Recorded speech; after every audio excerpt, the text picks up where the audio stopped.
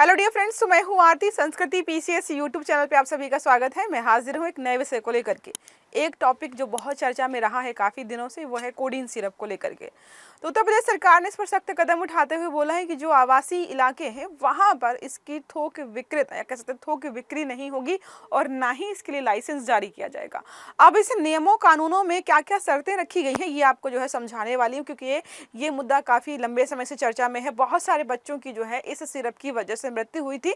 तब से जो है लगातार प्रश्न उठ रहे थे कि आखिरकार इतना खतरनाक सिरप ऐसे ही मार्केट में बिक क्यों रहा है। और ये सिर्फ जो सिरप है, ऐसा नहीं कि बच्चों में इलाज के लिए इस्तेमाल किया जा रहा है, इसको युवा नशे के तौर पर भी इस्तेमाल करें तो बहुत बड़ी समस्या बना हुआ है। और उसको लेकर के उत्तर प्रदेश सख्त यहाँ पर हो गया है। देखो लिखा, थोक दवा लाइसेंस पर जो है एफएसडीए की नई गाइडलाइंस आई है। तो गाइडलाइंस क्या है और एफएसडीए क्या है ये भी मैं आपको समझा दूंगी। बहुत महत्वपूर्ण टॉपिक है क्योंकि बहुत सारे हम यहाँ पर जो है facts one by one cover करने वाले हैं। चर्चा में क्यों आया है, तो उत्तर प्रदेश में कोडीन युक्त सिरप की अवैध बिक्री से जुड़े मामले लगातार सामने आ रहे थे, जिसके बाद खाद्य सुरक्षा एवं औषधि प्रशासन जो हमारा, जिसको हम शॉर्ट फॉर्म में एफएसडीए के नाम से जानते हैं, और साथ में ड्रग्स एंड कॉस्मेटिक एक्ट 1940 का है, जो दवाइयाँ हो गई, कॉस्मेटिक्स वगैरह जो भी चीजें होती हैं उनकी सिक्योरिटी की जांच करता है कि कोई ऐसा एलिमेंट तो नहीं है जो इंसानों के लिए जो है या किसी के लिए भी जो है नुकसानदायक हो। अब इन्होंने क्या बोला है कि भाई इसके अंतर्गत जो भी थोक दवाइयां हैं या थोक लाइसेंस बेचने का हम देते हैं, तो फला फला इलाके में अगर ये दवाई का या कह सकते हैं ये शॉप है तो हम उनको लाइसेंस नहीं देंगे। बहुत पारदर्शी और जवाबदेह तरीके से इसको जो है कंप्लीट करने का प्रयास किया जाए। क्या लिखा है, पृष्ठभूमि हमें पता है, कोडीन जैसे पदार्थों का दुरुपयोग जो है एनडीपीएस एक्ट 1985 के तहत गंभीर अपराध माना गया। सोचिए, ये पदार्थ इस्तेमाल करना एक गंभीर अपराध है, लेकिन लोग इसका इस्तेमाल जो है बच्चों के सिरप में कर रहे थे। इस सिरप का इस्तेमाल किया गया था, हमने पढ़ा था, बहुत सारे बच्चों की डेथ हो गई क्योंकि इसका जो डोज था वो बहुत ज़्यादा हाई था। एडल्ट्स के लिए भी बहुत कम डोज लेने की ज़रूरत होती है, और यहाँ पर बिना प्रिस्क्रिप्शन के पेरेंट्स ने या डॉक्टर्स ने या जो कॉस्मेटिक्स कह सकते हैं, जो केमिस्ट वाले होते हैं, उन्होंने लोगों को दिया, जिसके वजह से बहुत सारे बच्चों की मृत्यु हुई। तो नशे की समस्या में इसकी वजह से वृद्धि हो रही है, युवाओं का शोषण हो रहा है, सार्वजनिक स्वास्थ्य और आंतरिक सुरक्षा पर खतरा बना हुआ है। तो एकमात्र सिरप और उसमें इस प्रकार का सब्सटेंस यूज करने से बहुत सारी समस्याएं जो है लगातार जन्म ले रही थी। अब बात करते हैं एफएसडीए की जो नई गाइडलाइंस आखिरकार हैं क्या बताया गया है। इन्होंने बोला है भाई, थोक दवा लाइसेंस जो भी आप किसी को दे रहे हो, यह आवासीय क्षेत्रों में या भवनों में होना ही नहीं चाहिए। मतलब कोई कॉलोनी है, वहां पर बहुत सारे लोग रहते हैं, तो आपको वहां पर ये जो है स्टोर नहीं दिखाई देगा। यहाँ पर ये सारी चीजें नहीं हो सकती हैं। केवल व्यावसायिक क्षेत्र जो है उन्हीं को हम यहाँ पर लाइसेंस देने वाले हैं। दुकान बात करते हैं, सड़क पर स्थित हो, शटर लगी हो, स्पष्ट साइन बोर्ड अनिवार्य है, तभी जो है इनको इस प्रकार की चीजों को बेचने की अनुमति दी जाएगी। आवेदन हेतु अनिवार्य दस्तावेज, तो अगर कोई व्यक्ति इस प्रकार का जो है सर्टिफिकेट या कह सकते हैं परमिशन लेना चाहता है, तो उसको आवेदन करने के लिए क्या क्या चाहिए, पंजीकृत किराया समझौता यहाँ पर, ताकि पता चले कि इनकी बिल्डिंग कहाँ पर है। यदि भवन स्वामी रक्त संबंधी हो तो नवीनतम एनओसी चाहिए होगा। आवेदक स्वयं मालिक हो तो क्या करना है, रजिस्ट्री का दस्तावेज, ताकि पता चले बिल्डिंग कहाँ है। विकास प्राधिकरण का आवंटन प्रमाण पत्र, कब्जा प्रमाण पत्र, राजस्व विभाग से जारी अभिलेख, ये सारे उन्हें दिखाने पड़ेंगे, तभी इन्हें लाइसेंस दिया जाएगा। अब बात करते हैं, अनुभव प्रमाण पत्रों में सख्ती दी गई है। अनुभव मतलब होता है कि जो प्रमाण पत्र मांग रहे हैं वो कितने एक्सपीरियंस्ड हैं। तो वेतन भुगतान विवरण हो गया, उपस्थिति रजिस्टर, ये सारा देखेंगे, ये सारा अनिवार्य कर दिया गया है। नेक्स्ट बात करते हैं पात्रता संबंधी, यहाँ पे प्रावधान, तो कौन कौन पात्र होगा, कौन लाइसेंस ले सकता है। तो ड्रग्स एंड कॉस्मेटिक्स एक्ट, देखो यहाँ पे बोला गया है, जो व्यक्ति ड्रग्स एंड कॉस्मेटिक्स एक्ट या एनडीपीएस एक्ट के तहत कभी भी जिस व्यक्ति के खिलाफ कार्यवाही हुई होगी, वो इस प्रकार की चीजों का जो है यहाँ पर प्रमाण पत्र या लाइसेंस नहीं ले पाएगा। तो जिनका बैकग्राउंड खराब है उनको जो है इससे बाहर कर दिया गया है। बात करते हैं निरीक्षण और सत्यापन प्रक्रिया, तो चेक कैसे करेंगे, बाई चांस जो है कुछ गड़बड़ हो गया तो सहायक आयुक्त एवं औषधि निरीक्षक रखा जाएगा। पोर्टल पर अपलोड किए गए सभी दस्तावेज एक बार यहाँ पर जो है जांच करेंगे। सभी कमियों पर एक बार जो है आपत्ति अगर दर्ज कर पाए, कोई गड़बड़ है तो ये बताएंगे, उसके बाद ही यहाँ पर सारी चीजों को जो है आगे बढ़ाया जाएगा। अभी क्या था, बहुत ईजी था, किसी भी प्रकार का लाइसेंस लेना, खासकर दवाइयों के इलाके में, इतनी जांच पड़ताल ये लोग करते नहीं थे, और कफ सिरप के लिए तो बिल्कुल भी नहीं, और उनको यहाँ पर सख्त कर दिया गया है। भौतिक निरीक्षण भी किया जाएगा। उसमें क्या होगा, जीपीएस लोकेशन, दवा भंडारण कहाँ पे रखा जा रहा है, फ्रिज एवं बिजली आपूर्ति, दुकान का खुला शटर अगर है, साइन बोर्ड, आसपास की सड़क, दुकानें, भवन, प्लॉट, सभी बिंदुओं के फोटो जो है यहाँ पर पोर्टल पर आपको अपलोड करना होगा। सब कुछ जो है यहाँ पर बताना होगा। औचक निरीक्षण, तो अगर कभी मन करता है तो ये लोग जाकर के अचानक निरीक्षण भी कर सकते हैं। एआई का दुरुपयोग यहाँ पे हो सकता है, क्योंकि हमें पता है एआई से आप किसी भी प्रकार की इमेज जनरेट करा सकते हो।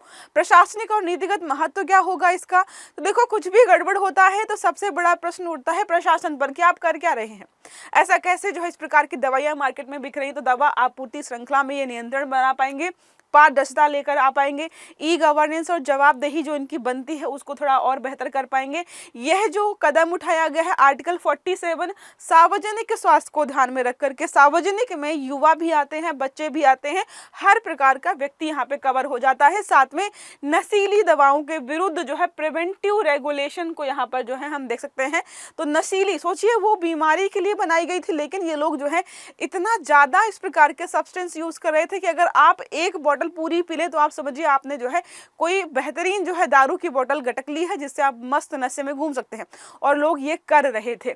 सकारात्मक क्या होगा, कोडीन एवं जो अन्य नशीली दवाइयां हैं इनकी अवैध बिक्री रुकेगी, फर्जी लाइसेंस और सेल फर्मों का उन्मूलन हो जाएगा, सार्वजनिक स्वास्थ्य एवं युवाओं की सुरक्षा ये सारी हम बहाल कर पाएंगे। संभावित चुनौतियां आएंगी। पहला है छोटी व्यापारियों पर जो है अनुपालन का बोझ, कोई बड़ी कंपनी है तो कोई समस्या नहीं, बट छोटी छोटी कंपनियां उनको समस्या होगी। लाइसेंस प्रक्रिया में यहाँ पर प्रारंभिक देरी हो सकती है, क्योंकि बहुत सारे फैक्ट्स, पॉइंट्स और डॉक्यूमेंट्स यहाँ पर स्कैन किए जाएंगे, चेक किए जाएंगे, तो जो काम पहले 1 महीने में होता था हो सकता है उसको 2 या 3 महीने लगेंगे। ग्रामीण क्षेत्रों में वैध दवा ना उपलब्ध होने पर यहाँ पर असर पड़ेगा। अब कई इलाके ऐसे हैं जहां पर वैध दवा थी ही नहीं, ग्रामीण इलाकों में खासकर यही दवाइयां बिक रही थी। अब ये बंद कर देंगे तो बहुत सारे मेडिकल स्टोर्स में लोगों को अपने इलाज के लिए कोई दवा मिलेगी नहीं। आगे की राह क्या है, ड्रग्स ट्रैक एंड जो है ट्रेस सिस्टम को हमें अपनाना चाहिए। FSDA और पुलिस और NDPS तीनों को मिलकर के जो है यहाँ पर बेहतर काम करने की जरूरत है। थोक दवा व्यापारी जो भी हैं इनका जो है नियमित प्रशिक्षण होना चाहिए। नशा विरोधी जन जागरूकता अभियान भी हमें जो है लेकर के चलने की जरूरत है। अब बात कर लेते हैं ड्रग्स एंड कॉस्मेटिक एक्ट 1940 के बारे में। तो इसमें क्या क्या चीजें हैं, इसका उद्देश्य है दवाइयाँ होगी, सौंदर्य प्रसाधन के जो भी चीज़ें हैं उनकी क्वालिटी चेक करना, सुरक्षा चेक करना, प्रभावशीलता चेक करना। आप कोई भी चीज़ लगा रहे हो, चाहे क्रीम, पाउडर, तेल जो भी लगाते हैं ना, सब चेक होता है कि कहीं उसमें कोई ऐसा सब्सटेंस तो नहीं है जो आपको बीमार कर सके। नकली, घटिया और जो है मिस ब्रांडेड जो सामान होता है उसको जो है ये लोग बंद करने का प्रयास करते हैं। दवाइयों के निर्माण, भंडारण, वितरण कैसे किया जा रहा है इसको भी ये चेक करता है। प्रावधान क्या है, बिना लाइसेंस की दवा मार्केट में बिकती ही नहीं है। थोक और खुदरा लाइसेंस भी यही जारी करते हैं। दवाइयों का यह बताते हैं दवाइयों के लिए क्या है, तो मानक जो है मानक गुणवत्ता चेक करते हैं। कोई दवाई अगर जो है पेन किलर के तौर पर है या विटामिन की दवाई तो उसमें विटामिन हैं कि नहीं है, ये सारा चेक करते हैं। उचित लेबलिंग की गई है, कहीं मिसलीड तो नहीं किया जा रहा है, पैकेजिंग ठीक ठाक है, ये सारा जो है चेक किया जाता है। औषधि निरीक्षकों को बात करते हैं। निरीक्षकों की तो निरीक्षण करना, नमूना लेना, जब्ती करना और अभियोजन का अधिकार इनको दिया गया है। ठीक है। दंड का प्रावधान बात करते हैं कि कोई अगर व्यक्ति नकली, घटिया दवाई बेचता है तो कारावास और जुर्माना हो सकता है। गंभीर मामलों में लाइसेंस रद्द होता है और व्यापार पर भी प्रतिबंध लग जाता है कि भाई कंपनी ही बंद हो जाएगी तुम्हारी। नेक्स्ट हम बात करते हैं NDPS 1985 एक्ट के बारे में कि इसमें क्या है।